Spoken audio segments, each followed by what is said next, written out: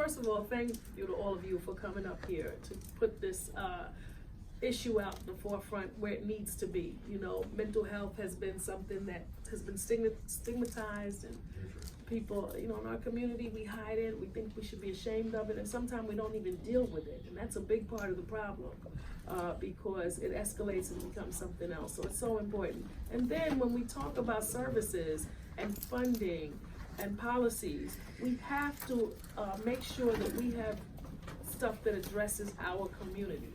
Now, I'm fighting for after school. I'm fighting for social worker in every school, counselor in every school, About that right?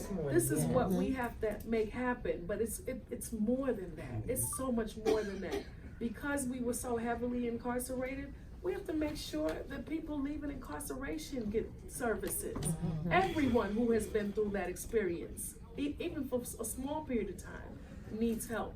And you know what? Just being Black in America, I think many of us can benefit from mental health services, because so much trauma comes into our lives, so much deprivation, so much disrespect, discrimination. All of these things take a toll. They're not just words. So the things we've been through and continue to go through, the George Floyd, watching that, you know, Trayvon Martin, and having these things happen over and over again. We may not realize it, but it is traumatizing, and we need help. I know I grew up in a neighborhood where it was common for me to know someone who'd been shot and killed and died. Okay, but I know colleagues that I work with who have never had that experience. So it is important. Sometimes we don't look at how we are living.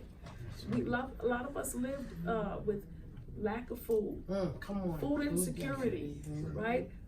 I had lights turned off a few times. You know, there are things that happen in our childhood that we've just glazed over, glossed over, and we haven't addressed. Not to mention the other things that happen outside of poverty, but the things that just happen due to racial disparities and other things that are going on. So this is important. I don't want to talk long. I want the people who know what they're talking about to talk about it. But I do know that I am sensitive to this issue. I thank Aisha Sekou and all the work that she does, and coming to me with this and to making sure this happened, but not just here and not just this today, but the policies that we create, the funding that we give, all of it has to say we're going to deal with mental health. We can't just say it as a word.